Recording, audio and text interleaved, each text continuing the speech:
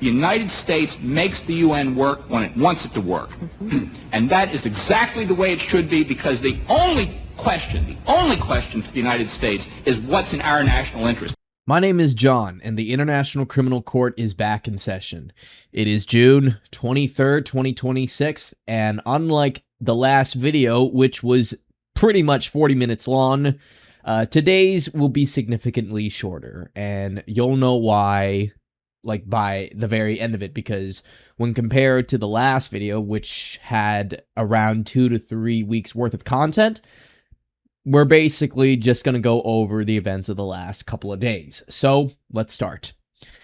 First of all, we're going to cover the events in the Pokrovsk/Krasnoyarsk direction, or perhaps you could now call it the Yoropila front. The Russians have continued their advances, I guess, northwest of the town of Rodensky, and while Syriac has a decent chunk of the town in a gray zone, I personally disagree with him here. I don't think Ukrainians have any control whatsoever within the town of Rodensky itself, but rather they're probably still holed up in this mine here right outside of the town, which goes to Yoropila ultimately. The reports is that the Russians have advanced northwest, and they pretty much have this coal mine here in a cauldron. The Ukrainians have no way out of this mine at all. It's like a pocket that they've pretty much set themselves up in, and it's a disaster. Though I don't think it really matters to them that much, because I don't really suspect that there's that many Ukrainians in the coal mine itself. But still, another cauldron the Ukrainians got themselves caught up in, and yeah, they need to stop with those because it's going to get them all killed in the long run.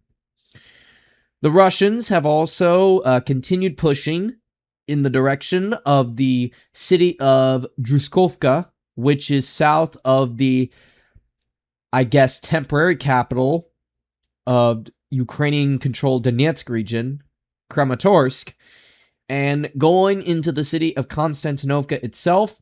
The Russians have all but cleared, as I said in the last video, the central part of the city, which includes the Central Rada building in Konstantinovka. Their advances are now heading a little more towards the northwest now. They are starting to take control over the last neighborhoods in northern and southern Konstantinovka along the Kryvyi-Terets River. And once they're able to do this, then the whole city will be under their control. I should also mention that this pocket here, like south of Chasiv Yar and north of Konstantinovka, should be in a gray zone, but Syriac, though, still has firm Ukrainian control over these areas. But I don't think that's really the case at this point. Going a little further up north, the Russians are continuing to advance in the direction of the city of Slovyansk, right here, which was one of the first major settlements they took control of in 2014, which was 12 years ago, by the way, very long time. And as far as I know, the recent geolocations, I think, confirmed that the Russians have control over these fields here, within the outskirts of Raya Alexandrovka. And then going further to the north, in the city of Liman, Syriac has still not colored anything yet for the Russians within the city itself, though I do believe that they probably have around more than 50% control of it, if not like 90% control at the max, because there are reports of Russians within the commie blocks here, within Liman. Syriac, however, doesn't think the Russians have stable control over it, but nor do the Ukrainians. Lost Armor has also reported that Svyatogorsk has been cleared out, along with Tetiannikovka of Russian infiltrators, along with Pryzhyp. So Ukrainians have full control over these villages once again, and they're probably going to clear out Urova quite soon. Now, moving further to the north, in the Kupiansk direction, the Russians have now taken control over more of the town of KIVSHARIVKA. So these commie blocks here, which is basically the main, or like already in the main part of the town that is, have come under Russian control. So not only are these low-rise residential areas now under their control, but so are these commie blocks here. So we can probably expect the Russians to take full control of KIVSHARIVKA once they clear these commie blocks, that is, probably by early July. That's my honest estimate. And then in Kupiansk-Vuzlove, the Russians are continuing to advance further south from the city of Kupiansk itself, though we still don't have any confirmed control over the city by either side in any shape or form. And then within the city of Kupiansk itself, the Russians have reclaimed control over what is left of the Central Rada building in western Kupiansk, and have also taken control over all these areas here.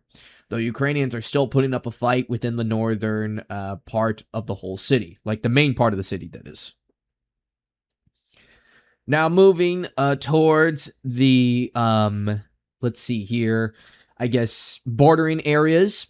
So we're already like in the northeastern Kharkiv region. The Russians are still trying to retake the village or suburb of Vilcha, though we don't have any confirmed reports of any Russian gains yet here. But we can definitely assume that it's in a gray zone, so I agree with Syriac here. And then going further to Kozachalopan, the Russians have taken control over a decent chunk and are also expanding the gray zone here. So Russians might be deeper in Kozachalopan than we may believe. So Ukrainians are not looking too good here. And then lastly, in the area of Sumy, the Russians are continuing to advance, though slowly.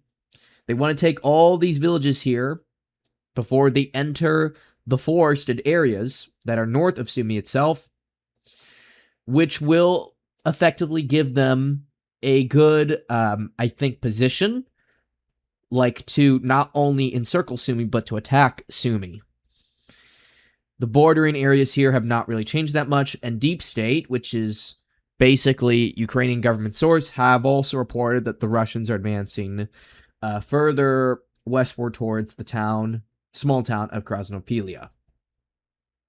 And that's going to do it for today's video. So tell me in the comment section below what you think of the recent Russian advances in eastern Ukraine, and I'll see you guys all later. So take good care of yourselves, and peace out. Bye-bye.